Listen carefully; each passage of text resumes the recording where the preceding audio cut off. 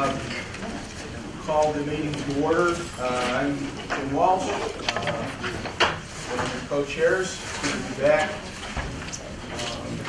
It's good to see all of you. Thank you for all the work you're doing. All the committees have been really active. And we're going to get reports from all the committees this morning. Let me first, just for welcoming all of us here to the lovely village of Liverpool. Nick Cochin, the Deputy Village Mayor, is going to give us greetings. Nick? Good morning, everyone.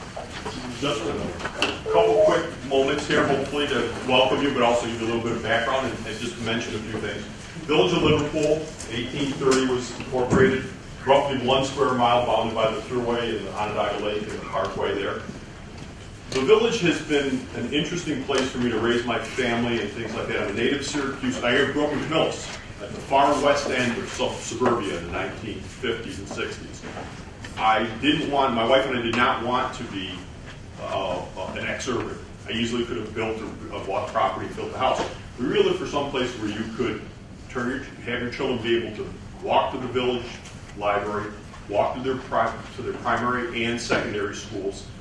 All those things made the village very attractive to us. We found a home in the village and we were committed there. I became a planning board member in the late 1980s, served on the planning board for about 25 years, and then became a village board member when my children were growing up because there were some things I wanted to see done, one of which was the execution of the comprehensive plan which we had passed as a planning board in 2005. And with the help of people like Congressman Walsh and people like that, villages were able to go back to some of the larger units of government and talk to them about what we were dealing with and what we needed to survive or thrive as a village. And one of the things about the village of Liverpool I'd like to mention is, in this 1 square mile, this happens to be the zoning map, and I picked it particularly for this reason. In the village of Liverpool, we have R1, in this 1 square mile, R1, R2, and R3 housing. We also have commercial and industrial properties in 1 square mile. And what's interesting about that is, if you look at it, this is what people talk about in looking to try to build. People start talking about mixed-use residential and talk about all this great stuff that we've been approaching as a community and dumping millions of dollars in incentives into downtown Syracuse, things like that. The village of Liverpool has done that. Has done it successfully for a long time. And if for a second I could just read something for you. This is the charter for those of us in the room that are old enough to remember the creation of the Radisson Urban Development Community.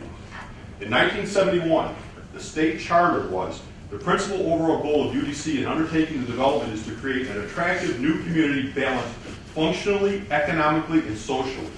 The specific objections to the development are developed to the greatest possible variety of types and sizes of housing to accommodate a full range of income groups, family types, and age groups. To attract and retain industry in sufficient quantity and diversity to provide an adequate employment and tax base for the new community and the surrounding area. To develop public education facilities. And this goes on for always longer. Let me tell you, we've just described the village of Liverpool. 2 schools, 6 churches, commercial property, mixed-use residential. We have, the village of Liverpool has a housing authority where you can house low-income people who have not been able to sustain themselves or give them residential help. We run that. The building next door, we run an incubator. The old Gleason Mansion, we run an incubator for new businesses. When the ADA rules were promulgated, we had to comply with them. It was a historic building, we couldn't do anything. We took the old firehouse here and rebuilt it into the village hall. That's what we did. We took that building, we repurposed it as an enterprise fund, and we run that as an incubator. There's 13 offices in there, shared community, had printers and things like that. Those people are allowed to stay there for a certain number of years, and then at some point, if they're a thriving business, they should move on and find private rental space. The village tax base in the village. We started in 1998. The tax rate was $11.08. In 2007 and 8, the tax rate was still $11.08. In 28 and 29, it went down to $10.08. Then it went to $9.99 and $9.76 in successive years. In 2011, 2012, the tax rate went up to $12.40. There's a correlation there. That's when the sales tax money went away. The village's tax base actually grew at a rate of 3% over the period of time from the late 1990s through the period up to and including now. We've always had a positive growth rate in the tax base. with a community with older housing stock. We're working, we're succeeding. All we've asked is, don't crush us. And I can do things with the urban settlement plan and talk about traffic, but don't get me started there, because I did a 90-day study with the Thruway Authority and the Department of Transportation, where Mike Bragg was the chair of the Assembly's Transportation Committee. And we got them to talk about a way to do a bypass around the village using the existing infrastructure. You can't get the state to talk, the DOT and the state Thruway Authority to talk to each other. Yet we're the problem.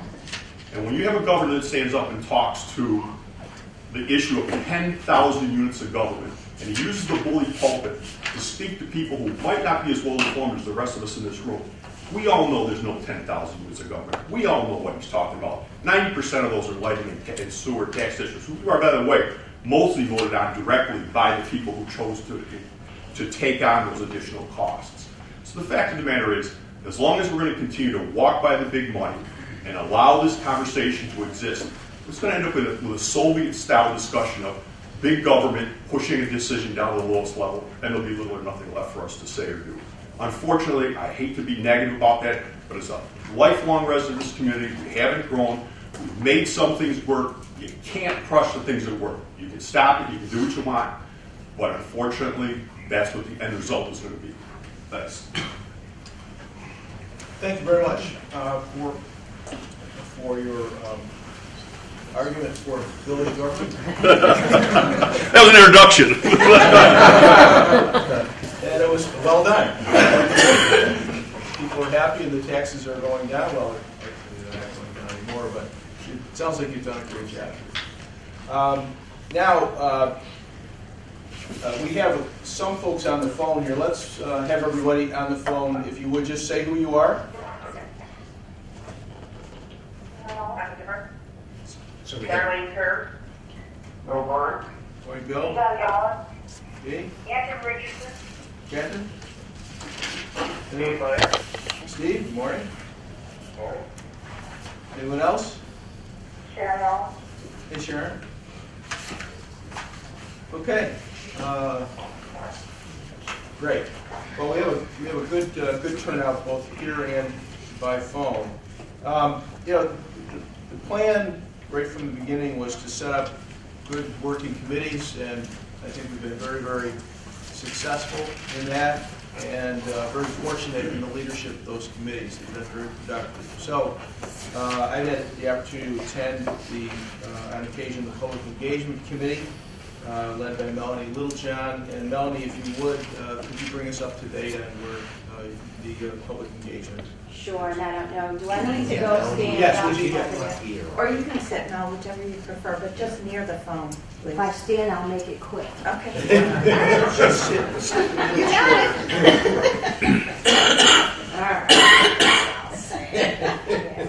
All right, good morning, everyone. Public engagement has been extraordinarily busy as we really craft out and frame out our next steps. As all of you are aware now, you should have received multiple emails, thanks to 3 people, Kathy, Kevin, and Lori, really, who have been the backbone of this team, really helping us gather data and helping us synthesize information. So first, a big thank you to those 3. We couldn't do what we do without the 3 of them. So you all should have received emails that update you on our first baseline report rollout meeting, our large public meeting, March 11th at City Hall Commons. Thank you. Andy, it's 12 o'clock, 12:15 to approximately 1:30. And we're giving that odd time to allow folks who work to walk over. We have lots of support from both the mayor as well as our county exec, Joni, to help really usher some of the information to county and city employees. We have full engagement of an array of stakeholders. That include, of course, Center State, Downtown Committee, area businesses, really to begin to drive flow and traffic to that meeting. We will keep our meeting very simple, very clear. 3 speakers, Joe, thank you, Neil, and myself. And really it's one to frame out who is Consensus, what are we trying to do, Neil. Joe, baseline report, really saying here's what the data says. And then myself really talking about the public engagement, almost creating a call to action. And our big focus will be not only how we engage those that are in the meeting, but how can we really start to spark interest to create other smaller ancillary meetings outside of the baseline meeting. Also on your schedule, you will see that we have already, in the month of March, and we were very intentional, tried to create at least opportunities for a meeting a week, which we will supplement, but we wanted to create a meeting a week. So we have meetings lined up at Southwest Community Center. Thank you, Sharon. We have a meeting lined up at Town of Salina. Thank you, Mark. And we also have a meeting scheduled for the Town of DeWitt. Thank you, Ed. Again, this is the beginning, and we want to be very clear that this is the beginning. I know that as we step forward, we have to work on some west sides of the county to ensure that we have meetings there. But I want to preface this by saying it is the initial start. We encourage the commissioners to figure out how they can engage their list of stakeholders, and please invite them to the meeting. We will hold a tutorial session following this meeting if you use Facebook, so that you can know how to engage your Facebook audience as well, because we know that we have to create a social media campaign. And the social media campaign really does have to be very robust. So there will be multiple media channels that we use, whether it's Twitter, Facebook. I know that if we video now, we can put it out on Vine, YouTube. Lots of good mechanisms for us to use. Additionally, we thought it's very important to create the baseline report or produce the baseline report in multiple languages. And the first baseline report that we are going to issue is one in Spanish, and Rita Paniagua and La Liga, they are taking on the translation portion of that document for us. And again, that's about building stakeholder relationships. And we thank you for helping us drive that piece. So as you can see, we have lots of things going on. Our objective is to have a very full calendar. A big part of what we're going to do at the baseline meeting is really try to encourage those living room meetings that we will go out to and figure out what's the best way to make those happen. If you are willing to host, or you have other stakeholders that are willing to host, let us know, because we want to create and keep a calendar. What I will preface this by saying, my report, what I have learned, probably a job hazard, is life is very fluid. And that sometimes best laid plans don't always come together as we want. But what I appreciate about the public engagement team is they have been very nimble, and we have gone with changes and recommendations, and I appreciate the flexibility. So with that, if there are any questions that I can answer, or I'm going to throw it out to the Public Engagement Committee, have I left a detail? I don't think so, Matt. Just again underscoring.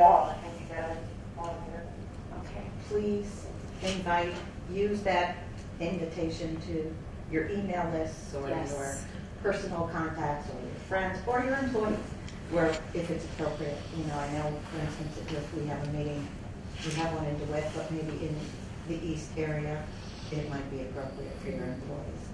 a better location. Oh, Yes. yeah, that's Murph. Oh, sorry. Just really I can't hear speaking on Yeah.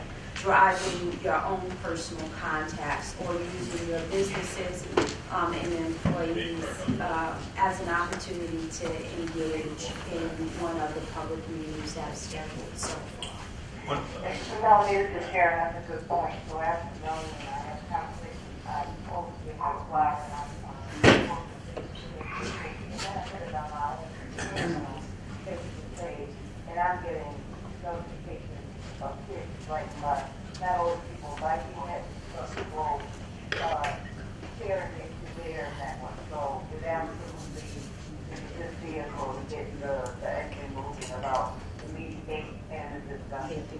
Fantastic. Thanks, Sharon. So, you know, Sharon, by posting it to Southwest Community Center's Facebook page, one, creating an instant dialogue or at least interest in the discussion. So that's really what our role is. How do we get folks engaged in the discussion? And that's probably right now for us in public engagement, job one. And probably job 2 and 3 Now, as if I well. can also say, the Saturday, next Saturday, which would be Saturday, Sunday, and the one downtown, I'm going to be on Pastor Heine's powerful perspective show in a huge urban listening office audience from 3 to 5.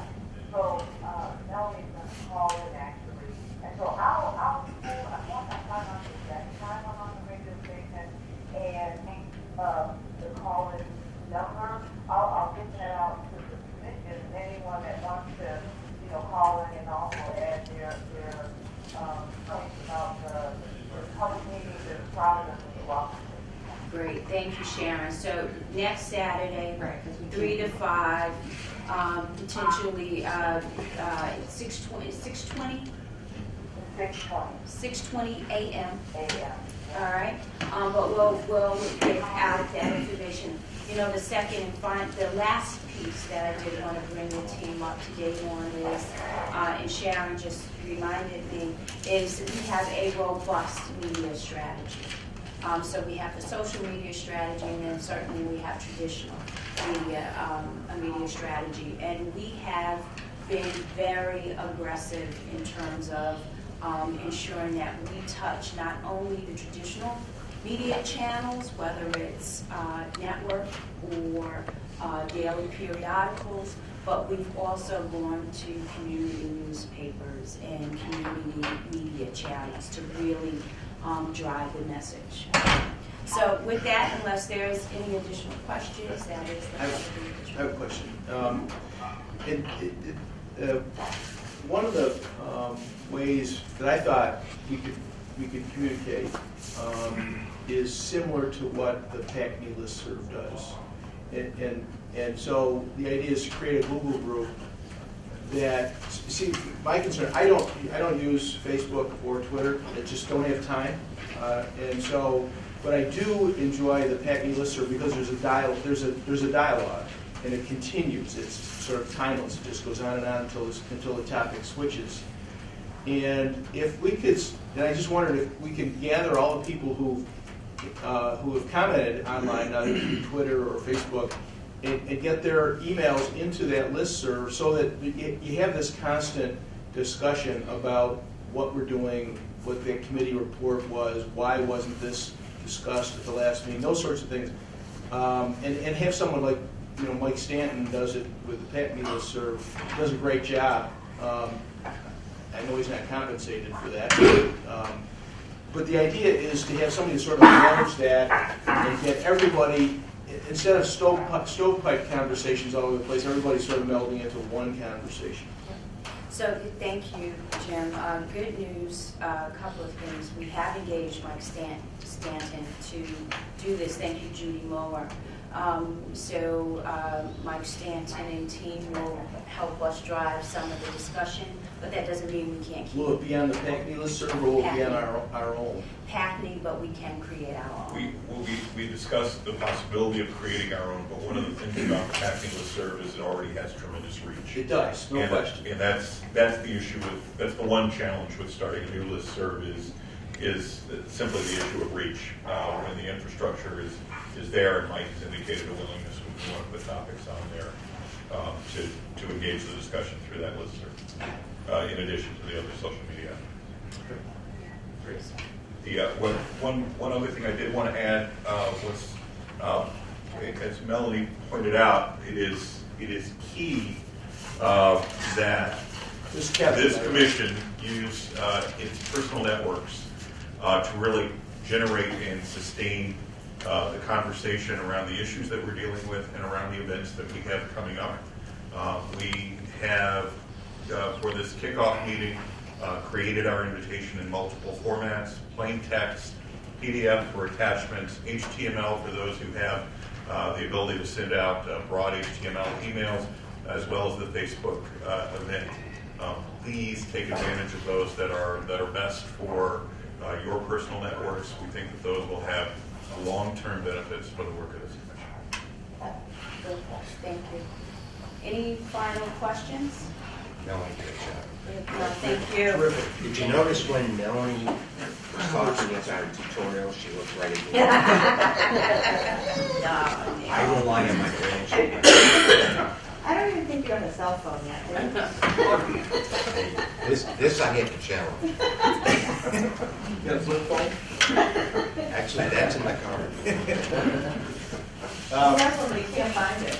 All right, I can't correct it. Still got the label on it though. All right, so the next subcommittee, or the next committee rather, to report is the infrastructure committee, and that's Bill Byrne is the chairman. Bill? Yeah, can you hear me okay? Yes, we can. Okay, good. I just think it's short report. We've had two functional meetings with members, the highway people and then the water and wastewater people. And we're trying to schedule a third meeting on parks. We're working on a date with Bill Lansley from Dr. County Park. So that will finish up our functional meeting where we can get to work down really on the white papers. We have a white paper from Joe on the range of models for delivery of public services, and we need to, so that's on our agenda next, okay? So we're moving out of more kind of a listening stage, more into a determination of, direction that we think things should take. I think it's been very interesting to see the amount of infrastructure news that we're getting into all of a sudden here. And I think that there is an issue for us in that a lot of infrastructure work that's done, okay, whether it's highways or water, wastewater, or pretty much all these things, technology is becoming more important. There's best practices, there's new technology. There's when Tom Rose talks about pumping stations that 20 years ago cost $500,000, now they're $7 million for the same pump station. You really wonder if those kind of services can be provided at anything less than the county level. So I think that there's that technological need, especially when it comes to water and wastewater, our stations going to have to keep in mind as we move forward. And that's really about all I have.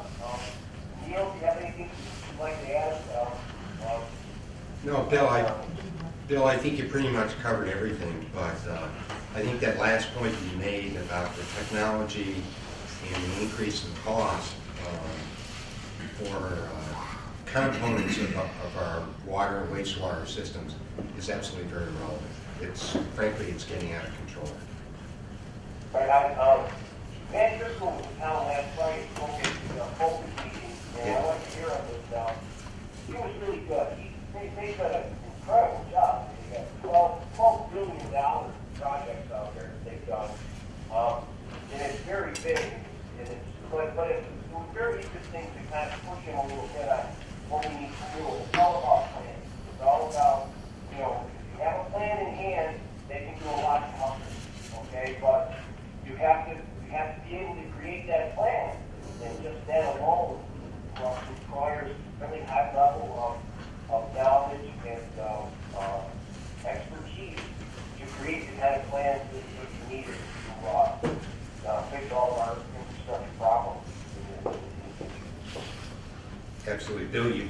job. Thank you.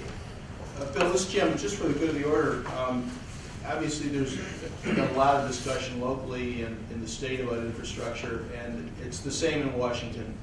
And there are two ideas that are bubbling up. It's really hard to get Congress to move, obviously, but one is the idea that a congressman, Democrat from Maryland named Delaney, and I think Congressman Hanna is on the bill, our Utica, New York congressman.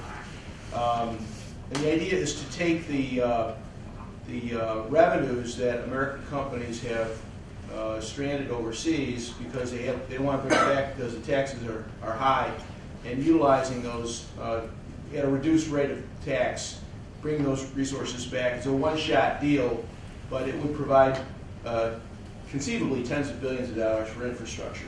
So that's out there. I don't know whether it will ever crystallize, but then there's another development out on the West Coast. There's an organization called the West Coast Infrastructure Exchange, and they're financial folks who look at deals for municipalities and P3 providers and try to determine which ones would be good investments, which ones you could get financial backing for, and provide counsel to entities like city, county, federal, or city, county, local government in terms of finding financing and helping to arrange these deals. And it seems to be a model that's growing.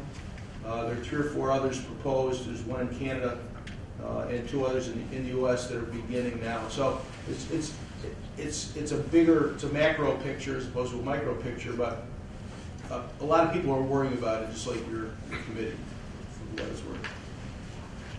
Great. Well, we have lots of work to do, that's for sure. So, and I think it's important what we're looking at. I mean, the highway departments are just totally different situations than what we're seeing in water and wastewater. And I think part, again, it's going to be interesting to see just how much potential there is for consolidation in departments. So, we have plenty of work to do. Anyone else? Questions or comments? If not, thank you, Bill. Good report. Thank you. Now we'll go to Aminiati for municipal operations.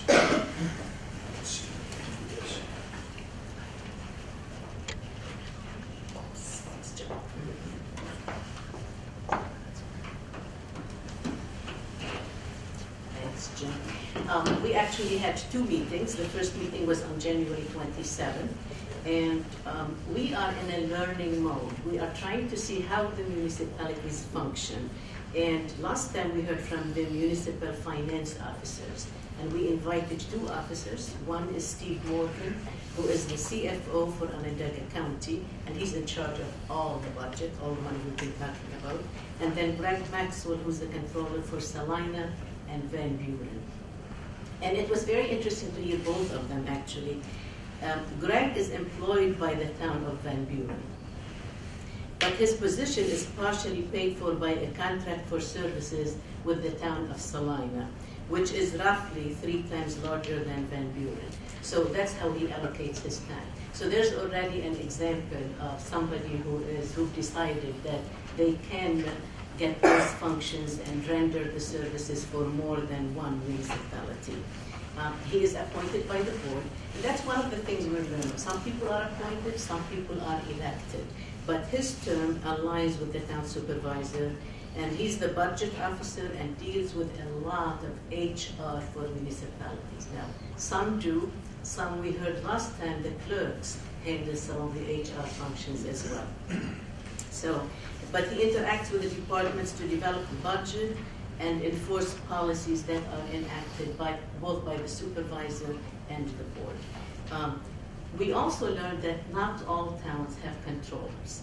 Now, some of them have treasurers, but they all have to do a budget, and they all have to go through the motions of making sure that they balance the budget, they allocate it appropriately. When asked of everybody, and every time we have a meeting, we ask every one of our speakers, if you could start from scratch, what would you do differently? Can you envision anything where things may be centralized or things may be combined? And it was interesting for this year, the three things that came that could possibly be centralized were the IT functions, the accounting systems, and the HR, and which gives us something to look at. It doesn't mean necessarily that this is what's going to happen, but this is viewed from the people who are doing the functions as possibilities for things to be combined. Steve Morgan is employed by Onondaga County, and he is the chief fiscal officer. Prior to that, he worked with the town of Cicero as their municipal budget officer.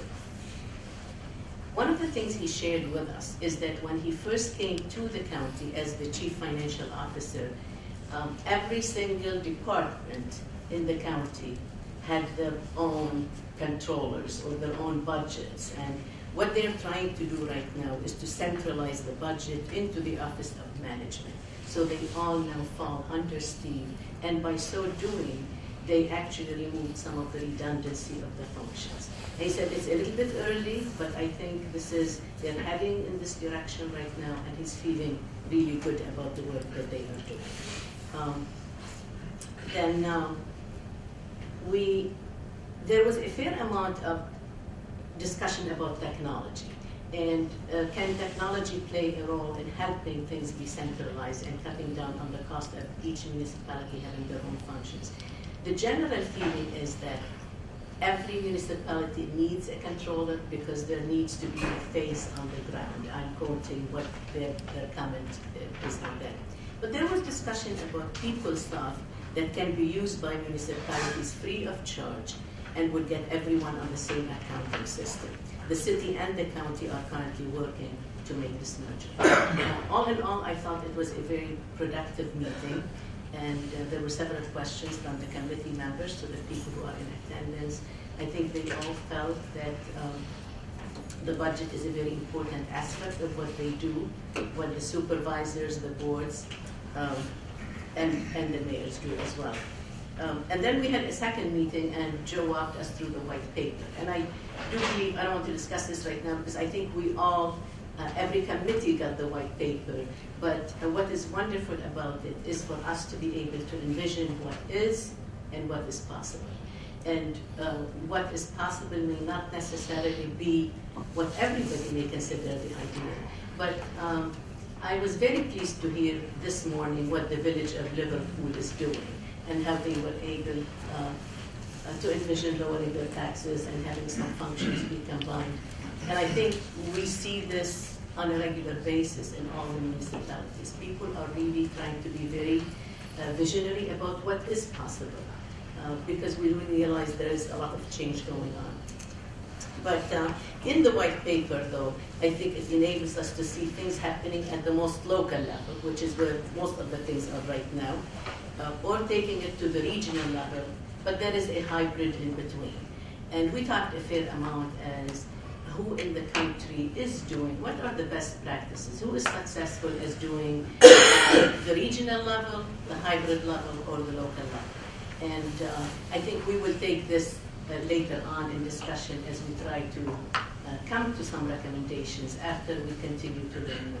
We are going to be learning about the court system next time, and Kathy Richardson is going to be calling some judges to help us, and so is Travis. And Travis, thank you for your help in organizing some speakers to join us as well. Anything that I left out, members of the committee, Mark and Kathy? All in all, I think it was very helpful. It's a great learning experience for all of us. Kathy Murphy, anything that you wanted to add? I think that covers it. It's great. Thanks. I mean, thank you. Thanks. Thank you very much. Thank you, Amini. Great report. The next committee to be heard from is Public Safety, which is chaired by Darlene Kerr. Good morning, everyone. Good morning. Darlene. Our focus last month has been on EMS and ambulance service for pockets. Can you hear me before I go on? Yeah, just speak up a little bit louder. Okay, all right. Our focus has been on EMS and ambulance service for the past month. And countywide, there are 26 different agencies that we're looking for-profit, and they include Rural Metro, the TLC. There are 9 independent agencies, and they are the organizations like WAVAC, and SAVE. And by the way, while they have volunteers in their name, they really are no longer volunteer organizations. They are largely paid professionals in these organizations with some volunteer support. So there are 9 of those, and then there are 5 municipalities that provide ambulance service and 10 fire service districts that do it as well. So we had one meeting with Rural Metro in Chelsea. They are the for-profit ambulance service agencies in the county, and they provided a lot of valuable information, and they were very open and candid about the obstacles that they face in the whole system and the challenges, as were the independent EMS organizations. They were very open as well. And we met with Tony DiGregorio, County Director of EMS, and he talked to us about the independent municipalities and the fire districts, the other EMS, the not-for-profit agencies. And he likewise was very informative and very candid about the challenges within this system. And some of the obstacles they face are actually government imposed. And so he was very helpful to us. And in each case, we asked them, our speakers, if they were to recreate this system, how would they do it? And they were very candid about that as well. So we had a lot of good information. And our committee is really beginning to see areas for improvements in this system, very definitely. We still, however, need real information, and in the volunteer service for fire, EMS, and ambulance, that information has not been available. And so we developed a survey that's going to go out to all of the volunteer fire, EMS, ambulance organizations, asking them questions about their facilities, what types of equipment they have, their personnel, their operating expenses, their level of debt, their plans over the next 5 years for purchases or equipment or construction of facilities. And so that survey is just about ready to go.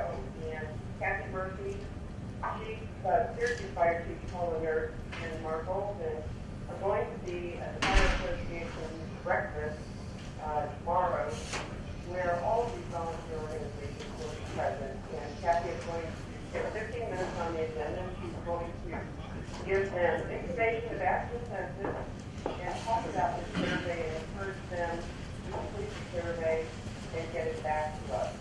We're doing this kind of information to be about to do any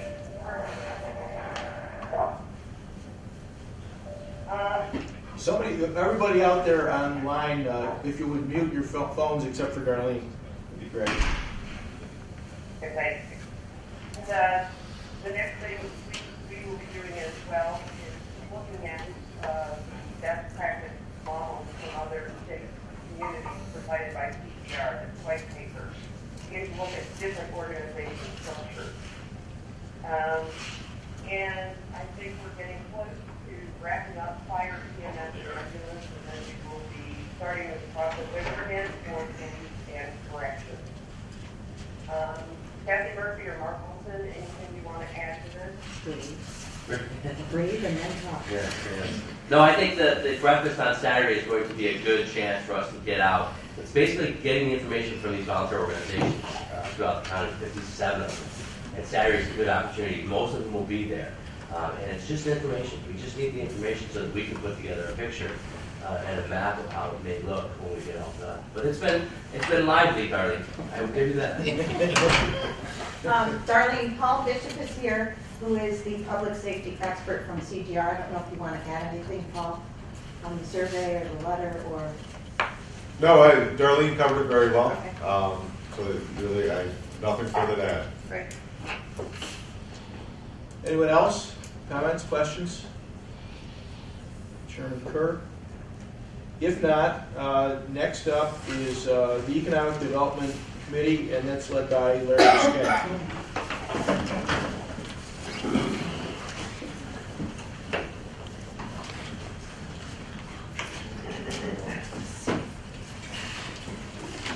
Morning, everybody. The Economic Development Committee met last week, and we were very fortunate to have Andy Maxwell speak to us about the environment in zoning and planning and land use within the bounds of Onondaga County. Andy compiled information that showed the composition of municipal boards, planning boards and zoning boards that touch on those areas. There are about 103 boards in various municipalities within the county that are comprised of about 557 members who are involved in planning and zoning decisions within municipal governments in Onondaga County. He educated us on the typical jurisdiction of each of the boards, how those boards are chosen, how they're staffed, both many of the members of those boards are volunteers, some are paid members. He gave a nice overview of the legal and regulatory environment in each municipality, from zoning ordinances, subdivision regulations, local laws, and ordinances, and the comprehensive plans that each town and village possesses. We had a long and healthy discussion about the consequences in terms of consistency and the quality of decision making of having so many different entities making land use planning and zoning decisions within a relatively small geographic area.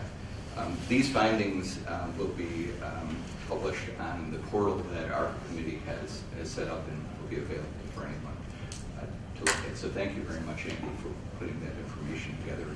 Thank you to your office, too, for compiling that information. Committee member Rob Simpson talked about the challenges that zoning and planning and land use poses in regional economic development. We talked quite a lot about the financial end of it, the tax burden of the commercial and residential real estate tax burden. We also touched on something that is a significant part of that tax burden, which are the school tax issues. We talked about payment in lieu of taxes agreements and how those fit into the overall financial picture, and also discussed the motivations that are built into a structure such as we have for development within municipalities. So we then touched on what has been happening with infrastructure within the county over the past 30 years, especially in the context of the population trends within the county and within the towns and villages. We spoke about ongoing projects that measure the economic costs of development to municipalities and to taxpayers over the long run, and trying to get good benchmarks and good information on those topics. We started delving into the area of best practices, and there was a lot of discussion about tax sharing arrangements around the country, and we're continuing to collect information on what those best practices are. Unfortunately, our guest from the town was not able to come to the meeting, but our next meeting, we're going to cover ourselves, and we have Damian Ulatowski from the town of Clay. Mark, I believe you're going to be there, and Ed Theobald from the town of Manlius, and I know we're trying to get a village mayor to come as well, so that we can hear more about land use, zoning, and planning from the perspective of the towns and villages. I think that's about it. Anything that I'm missing, Mark? Or No. From my perspective, Dennis? Just to reiterate maybe what I said last month, we want to be careful when we look at economic development from a county position, that we're not developing one part of the county at the expense of another part. I think you talked about the population of our county is pretty stagnant, that you see people that move around, so you're developing new neighborhoods, new infrastructure, extending roads, extending sewers, water lines, which is going to be an expense, and where those people coming from are probably from another part of the county. And if you know, if you move industry around, the county doesn't gain anything. It's just, you know, maybe some towns and villages gain at the expense of other areas, but there's no net gain for the county. It's something I guess would be a concern. I think Rob, since you brought that up. There are a lot of discussions of what the financial motivations or the fiscal motivations are for doing that. That encourages, you know, development in a zero population growth environment. And what can be done to address some of those issues, which we'll get into best practices and eventually into recommendations. So, Anyone else? Okay. Bring you up.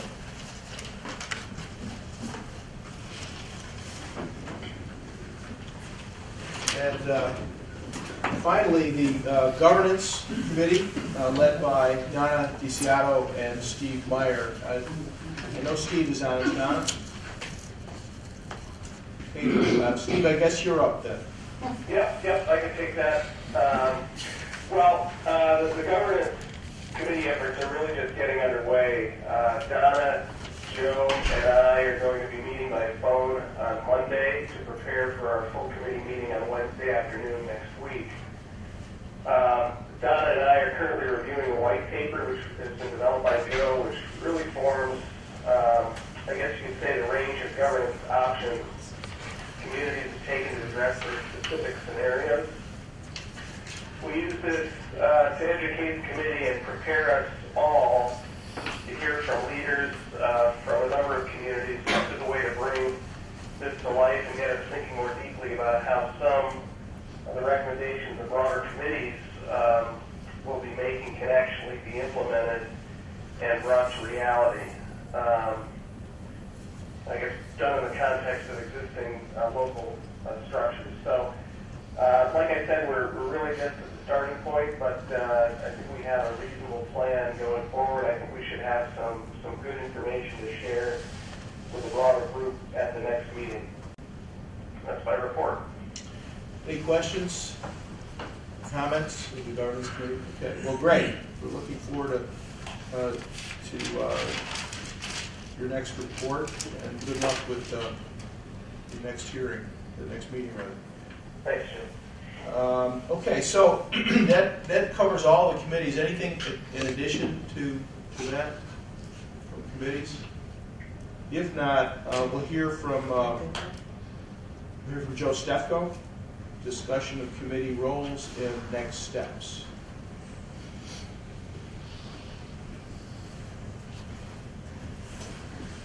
Thanks, Jim. Good morning, everybody. Good morning. I have a couple of handouts here that I will pass around. What I wanted to do was to do a little bit of a process reset. Take a brief look in the rearview mirror over our shoulder, and then look out the windshield and give folks a sense of what all the pieces are that are moving forward right now, and how over the coming months this puzzle is supposed to begin coming together. I'll note for the people that are on the phone, you should have received from Lori just in the last 15 minutes or so a link to a Dropbox file, which is the same handout that everybody around the table here has in front of them. Anybody that has doesn't have access to that, we'll make sure to get you that as soon as possible after the meeting. You got it, Joe. Great, thanks, Catherine. So let's take a quick look in the rearview mirror to start then. Reading from left to right across the top of the document. Of course, we spent a lot of time on the baseline phase.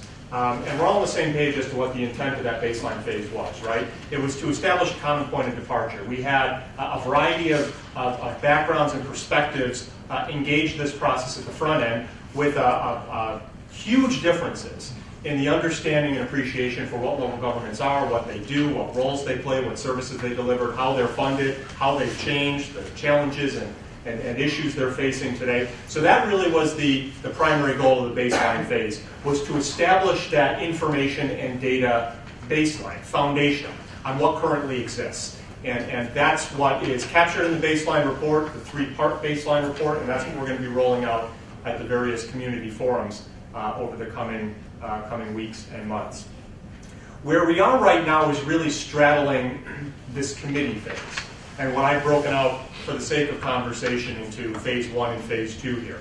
So the committees are all at different points in their development and work right now, but generally speaking, the first phase of the work for all of the committees was to establish that portfolio of issues that they were going to work through. And we spent some time in the very first meeting or first 2 meetings of every committee, making sure that all of the key issue areas had a committee home, that there wasn't duplication across the committees. That's a big role that both staff and our team at CGR are playing, is to make sure that conversations are taking place on a specific issue only in one committee, and that other committees are informed as to what's going on, but that we don't have these parallel or worse yet, perpendicular conversations going on in multiple committees at the same time.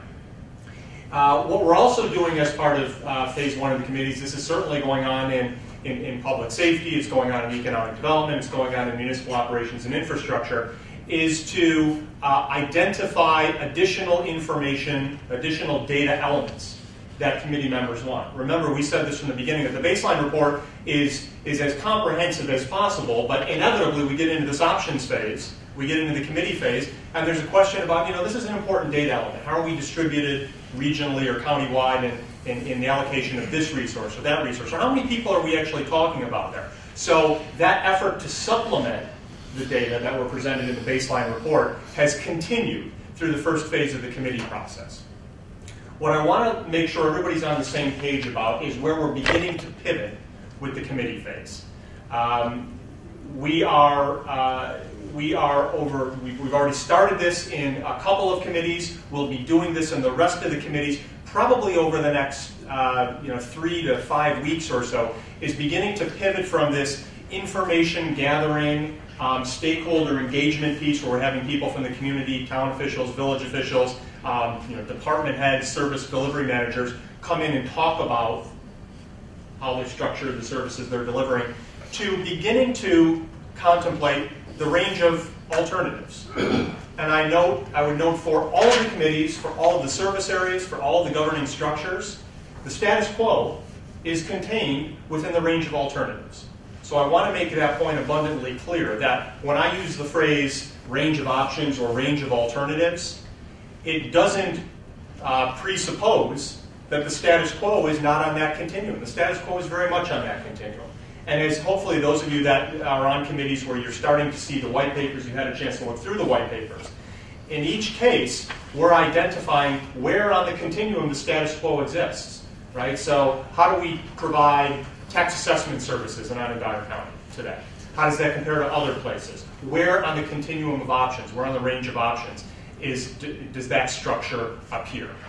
So that really is where we're going to be focusing our efforts certainly over the next month or so, is to start pivoting that conversation to the range of alternatives. And I think we've had really good, really robust conversations in most of the committees, informed by members, experts from the broader community who have come in and talked about their service delivery structures, their governing structures, and so on. One of the key elements of this next phase in the committee process, as we're looking at potential alternatives, is going to be a consideration of impacts of those alternatives. And I want to say at the outset of that part of the process that when we talk about impacts aren't just quantitative. They aren't just financial. There are qualitative impacts to, if we're looking at Path A or Path B or Path C in comparison to the status quo. So we're going to want to make sure at the committee level we're identifying, teasing out, fleshing out both the quantitative and the qualitative impacts wherever we can for each of the alternatives. And then looking way down the road, as we get further into the spring, into the early summer, we're going to want the committees to begin coalescing around 1 or 2 alternatives whether that's the status quo or whether that's something other than the status quo. And we'll coordinate that conversation, move that forward. We're going to want to flesh out those discussions at the committee level, but ultimately those conversations have to be elevated to the level of the full commission, of course, so that we can begin to assemble the commission's, what will ultimately be the commission's final plan. I want to go deeper for a second on how our team at CGR is really thinking about the committee structure at this point, because I can assume that some of you, whether you've been sitting in the Municipal Operations Committee or you've been sitting in the Public Safety Committee, you're focused on specific service area or even infrastructure. You're focused on maybe a set of functional areas, a set of services. How does this fit into this broader conversation about government modernization, what we're doing as individual communities, what we're doing as a region? So I want to speak to that point specifically. First of all, as we think about the Commission's committee structure, we really have three what I would call operational and service-focused committees. So these are municipal operations, public safety, and infrastructure. And within infrastructure, of course, we have sewer and water, but we also have public works, which is one of the essential, highest profile services that local governments in this or any community provide, right? But those are service-focused committees. So we have been already, and we will continue to invest a lot of time looking at the nuts and bolts of the delivery of those specific services. What's delivered where, what are the costs, what are the differences as we look across communities throughout Onondaga County. You see some of the questions that we're going to want to pose in each of those service areas. Are there opportunities to improve? What do we like, or what's suboptimal in terms of our cost effectiveness and the efficiency in delivering those services? Are there opportunities to address duplication? Or are there certain elements of duplication that are necessary to continue delivering the type and level of service that residents in communities throughout Onondaga County have come to expect and come to rely on? But those operational and service committees, as critical as they are really working at basically at a ground level, right? It's street level, it's the actual delivery of specific public services. I want to make sure that everybody around the table and everybody on the phone is also sensitized to the fact that there is a more global conversation that will be going on at the committee level and ultimately at the commission level over the coming months. And that really is embodied by and large in two committees, and that's the Governance Committee and the Economic Development Committee. Now, Larry's Committee on Economic Development does have some service responsibilities looking at things like land use and permitting and so on. But beyond those, his committee and governance are really charged with informing the commission at a more global level about structural options. So these are, as we say in the summary, in the handout, these are conversations that will be focused on bigger picture governance issues and options for achieving them. So this is already, Steve alluded to this in his committee update for governance, but what other options, what other structural models have other parts of the country, have other parts of the state, have other parts of the country used? What have been the pros and cons of those? We have a governance committee white paper that we've already shared with the governance committee, and we'll be working through that in the committee meeting next week. But identifying the pros and cons of looking at and structuring ourselves as a what's often called a small box framework, where we have a large number of smaller governmental units operating more or less independently, versus a large box framework where we may have one or two or three governmental units governing, administering, and servicing the entire area of the county. So there's no silver bullet. There are pros and cons to each of those models, and we want to make sure that we tease out so that the commission is as informed as possible on all the options, what those relative merits and drawbacks are.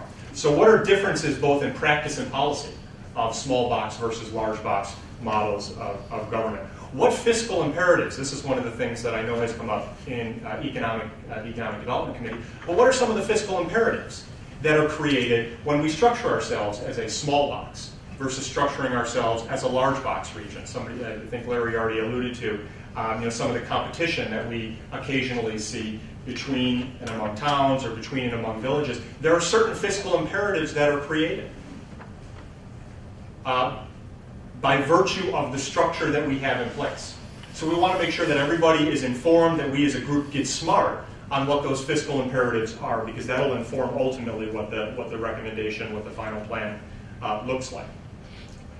When we're talking about the potential for alternative governing structures, if they are broader geographic areas or even on a county-wide basis, what options exist within frameworks like that to ensure that we preserve local decision-making? What have other parts of the country done?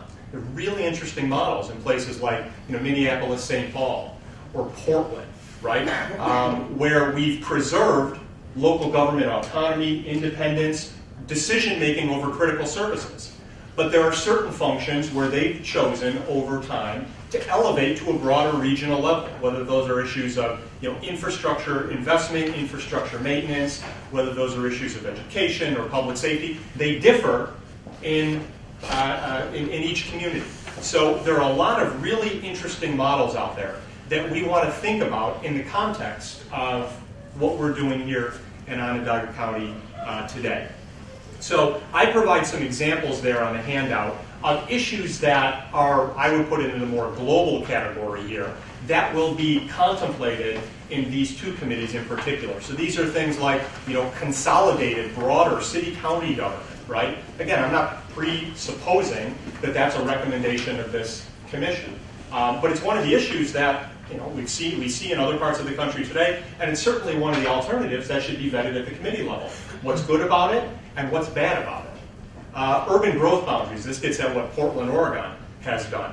What are the regional governing structures, regional governing vehicles alongside duly empowered municipal governments, right? Like, not unlike what Minneapolis and St. Paul have done with their model.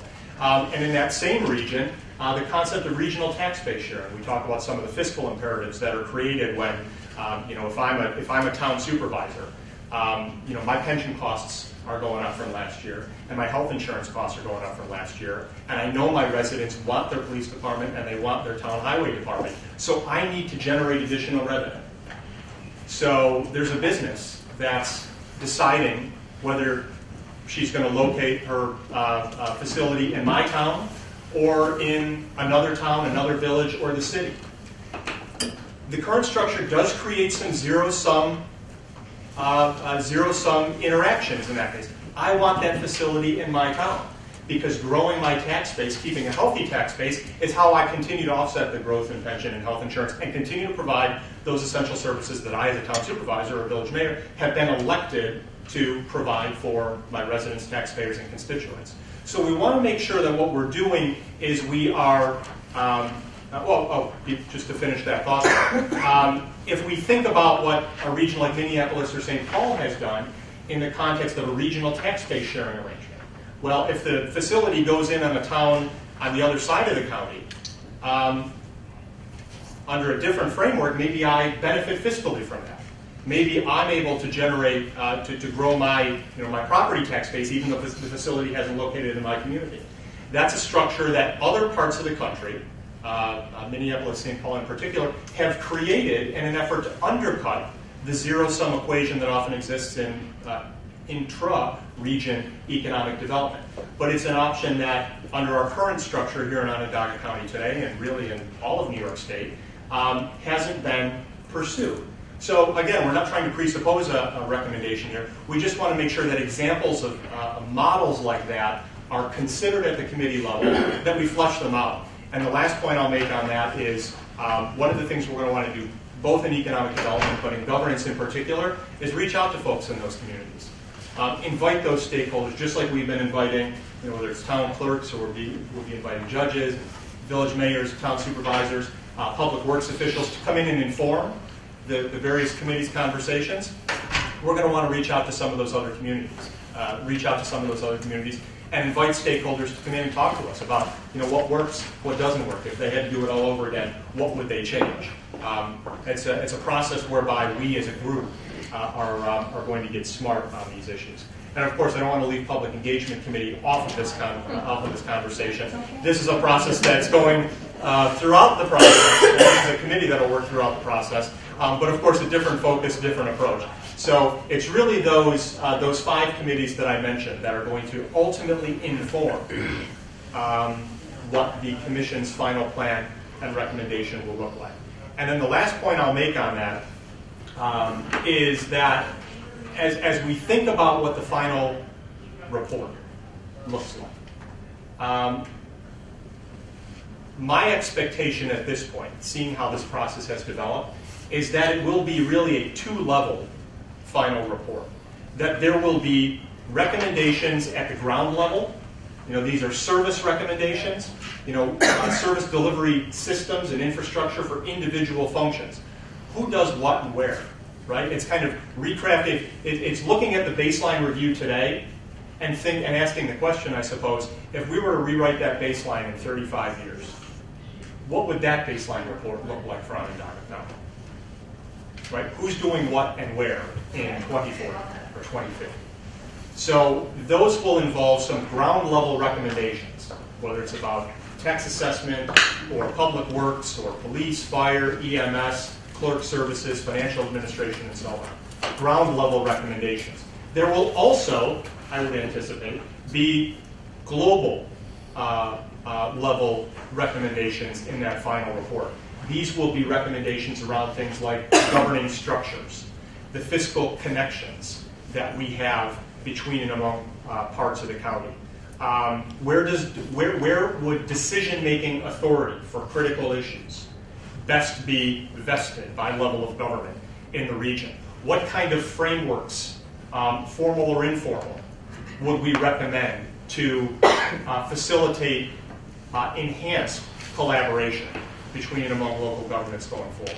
So the bottom line here is that while we have some committees that are toiling in the weeds on the nuts and bolts of individual functions, this broader conversation, more global, about structures and fiscal interdependence and options to improve upon what we have right now, will be going on along a parallel path. And we're just going to want to be diligent that for each commission meeting going forward, we spend time with these committee updates, because it's going to be critically important to make sure that, especially those that are on the operations and service delivery committees, they're attuned to this broader conversation that's taking place at a more global level. So again, that may not be news to some of you, but I just wanted to make sure that we were all on the same page, given that we're now a couple of months into the committee process, a bit of a process reset, and give you a sense of where we feel like we're going. Questions, comments, feedback on that? I find this the single-page overview really, really helpful. Thank you, Steve. One comment too. We've heard repeatedly that there's a need for reform at the state level. Need reform relative to regulatory reform, but also service reform. And one thing I want to make sure is that we have a chapter in this report that deals with those needed reforms, and a message clearly be delivered to the governor that this isn't just a local issue, this is a state issue, and we need some help on the state side to allow us to do a better job locally. I think that's an imperative in terms of having that kind of a message. That's an important point, Neil. And correct me if I'm wrong on this, Steve, but I believe that we decided to put the issue of regulatory reform and mandates, kind of state actions, in the portfolio of the governance committee. So that will follow over the next couple of months as well. I think it'd be really helpful to make sure that we've got both the village mayors and the town supervisors, because they have put on the table some specific things that they need in this area, to make sure that we reflect those in this section. Definitely. I think this is really good. Thank you. After everybody has a chance to look at it in more detail, if you have any questions or feedback, certainly let me know. The white papers are really great because they quantify the task. Okay? I don't know that any of us really knew what the magnitude of the task was. And it shows the magnitude, but also it narrows the range of options that we have to look at. So I think they're very helpful. I appreciate that point. One last comment I'd make specific to the white papers. What we've done in each of the white papers so far is we've basically set up a framework where there are, we've defined the range of alternatives on 3 pillars. So there's, we can either govern or deliver services at a very local level.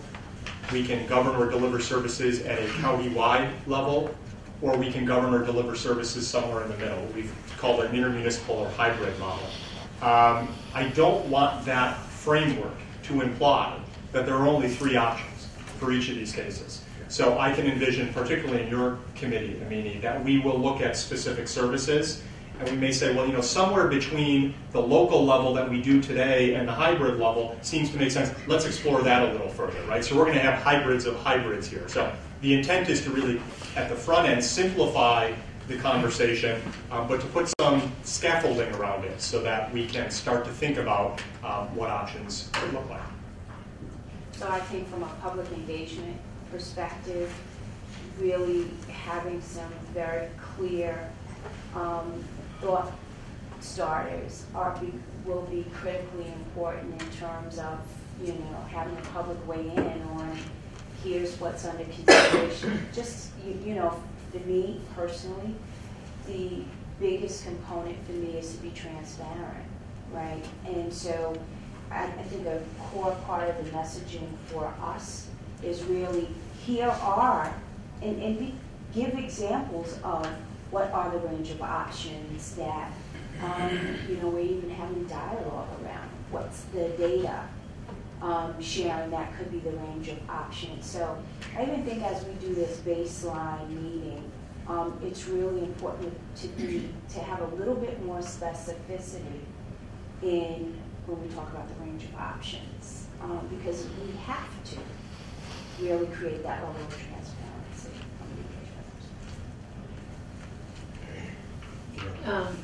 One other thing, Joe, and thank you for breaking this out for us, but I know from our municipal operations meeting, Mrs. Audi is always very clear about there's going to be those big box look at all this, and I think that's going to be very easy for everyone to want to go right there. What's the big box you're talking about? But there's so many in the small box area that really can be looked at for best practices, how you do that, and that's probably not the attention grabber or the sexy things, but I think as a county, those are really very, very important to make sure we don't lose sight of those, because there's a lot of gains that can be, and these little things that I think it's so interesting for all these meetings, and I really appreciate Mrs. Audi keeping us on task to remember, okay, what are the best practices on all of these smaller things that we've been charged with, and I appreciate you kind of delineating that for us. Sure, and there's also, the process of modernization generally, the modernization of government in particular. I mean, it's a process. We're not going to get to the end of this, and this commission issues a report, and the switch gets flipped, and we're more modern, right?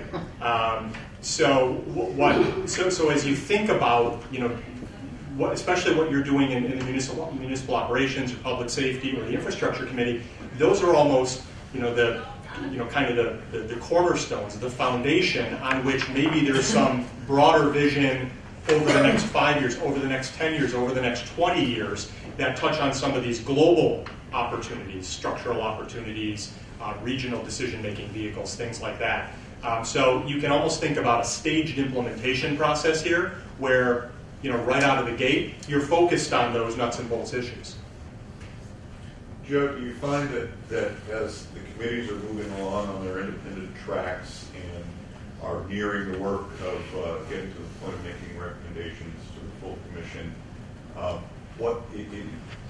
do the recommendations tend to sort of flow naturally together? Do you end up having to go through a process where some of these bigger picture recommendations and some of the more operational recommendations, does work have to be done to align them?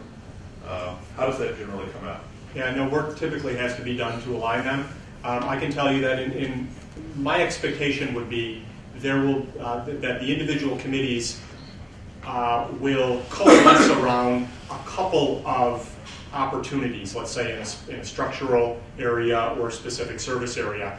And they will, rather than saying, okay, this is the recommendation, right, let's move it to the commission, they'll want to move that dialogue to the commission level so that we as a full group can have more robust debate about it. And that actually that process lends itself to helping to sync up these recommendations. So we'll sync them up to ensure that they are, they're substantively complementary of one another, but that, the point I made in response to Ann's question, they are thought about over a longer time horizon, that there are maybe things that are achievable in the immediate term, in the short term, and then things that we as a community, as a county, want to shoot for longer term. So that iterative process between the individual committees and the commission will lend itself to putting those various pieces of the puzzle together. Right now, I mean, if you think about the baseline phase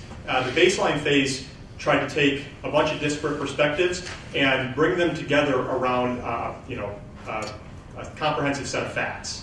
And then with the committee process, what we've done is we've stood on top of that shared set of facts, and we've kind of blown it up again, and we've gone disparate. So we have groups talking about clerks and financial administrations and sewer and water infrastructure and structure, but we'll bring those back together over the next probably 2 to 4 months.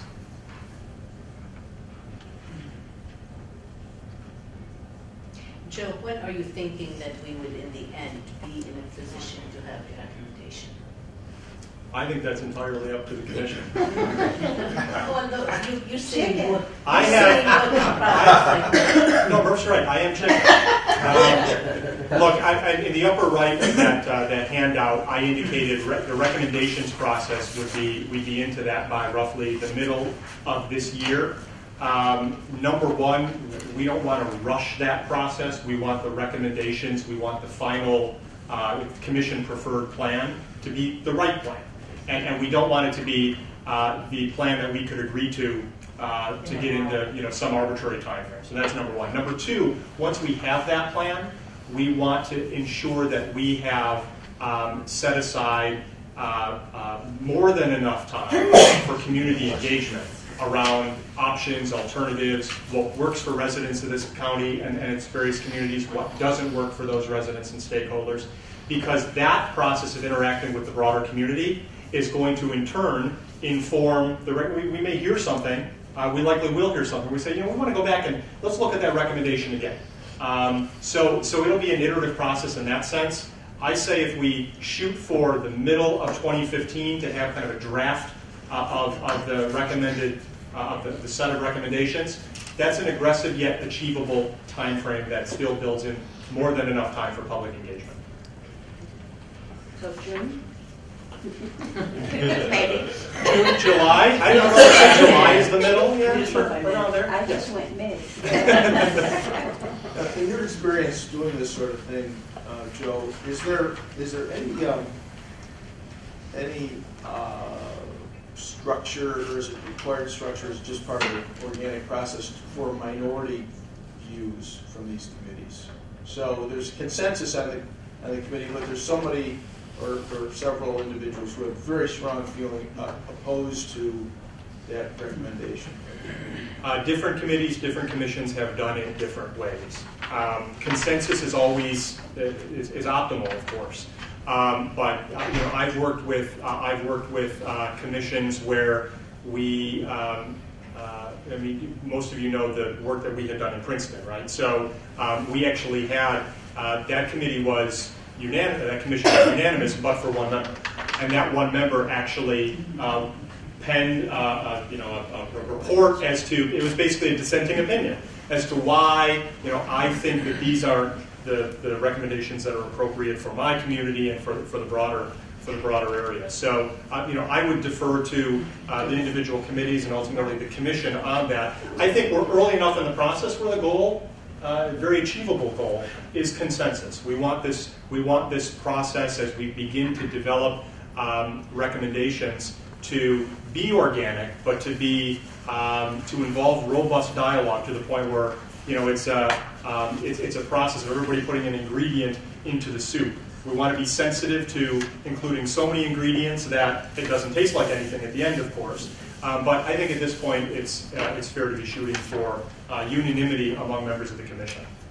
I would hope, though, that as we look at the options, put down the pros and cons of the options. Yeah, and we've been doing that in the white papers too, and we will continue that framework going forward. Anyone else? Yeah, quick question, Joe. The references you made to the Portland experience with boundaries and that I'm familiar with, do you have some literature or anything on the website relative to things like the Minneapolis-St. Paul regional consolidation practices and things like that? Or do you have links to things? Or do you have I can see if we have them for these specific ones. Now, on the website, we actually have a library section where we have a range of samples, basically. So from informal shared services to contractual services between and among towns and villages to city-county consolidation to regional service delivery that provide services to otherwise independent units of government. So we have a whole menu of living, breathing examples in that library. But I'll have to see if specifically like Portland, Minneapolis are on there, and if they're not, we can add them. So what you're saying is the library has definitions or essentially descriptions, but not necessarily case studies. It has case studies, is what it has. Okay. Yeah, it has absolutely. You can download the PDF reports and read thanks. the literature. Yeah. And we'll continue to build that library out. Thank you. Anyone else? All right, thank you very much. Neil, you want to sum up? Yeah. There are four things I'd like to briefly cover. The first is that we hope that for the meeting of the commission on March 27th that we'll have both the mayor and the county executive here. At least the invitation will go out. So Ann and Travis and Andy et al. Please mark that down and maybe please help us in. Do we have a location yet? I'll get to that. Yeah. Because I think that will be very important to us. And I think it's obviously very important to both the mayor and the county executive. The second thing is I think we should have a motion of the commission to thank the 5 foundations for stepping up to the plate and contributing roughly $150,000 toward the public engagement process.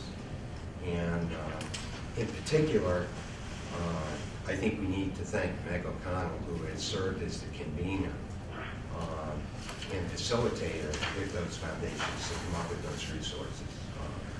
I have been extraordinarily impressed with the foundations and the way they've stepped up to the plate. And not just money, but they put on the table ideas as to how they think that we could potentially better reach some of those populations that we definitely have to reach. So, could I recommend that we have the motion? A motion. Make a motion. Second. And Kath and Lori can put that to paper, and we'll assume it's as we would desire. All in favor? Aye. Opposed? Aye. Excellent. All right, it's unanimous. The other thing, Good suggestion.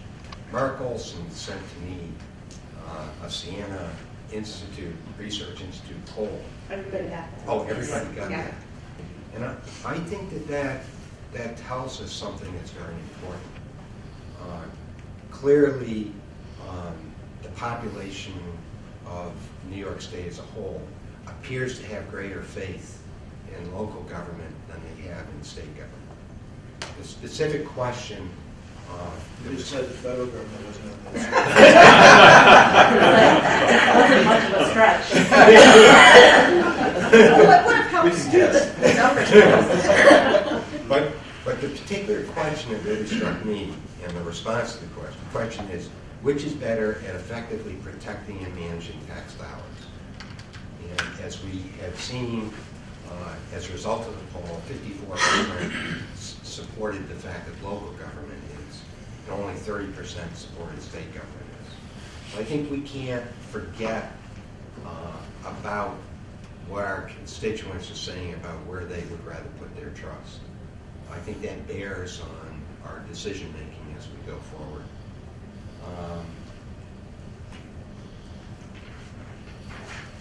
I think this has been a very good meeting, and any closing thoughts on commission members or others that have joined us here today? Neil? Yes. Yeah, yeah, the one thing from that report also, and I don't know whether we just don't want to touch it or not, but I think that, and I think Mark pointed it out too, is the real misconception that people have of how much of their taxes are school district taxes as opposed to their municipality taxes. Catherine, very good point. Everybody sort of thinks 50-50 when it's certainly nowhere near that. Yeah. So I don't know, that's not in our report or anything, but it's something that we need to keep in the back of our mind. If we hear something that we probably should correct it in our form. Catherine, that was superb. I think this also, that speaks to the issue of how important the public engagement piece is, the education of our constituents. Thank you. Other comments and or ideas, questions, thoughts? I think it's been a very good meeting. I thank you all for your commitment, for your time. And Jim, great. Thank you. It's good meeting. Thank you all. Meeting is adjourned. Oh, hold on.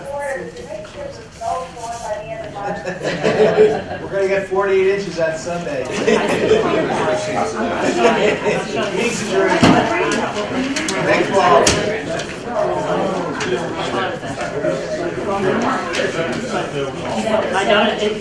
White papers are just behind us. White papers are what's on the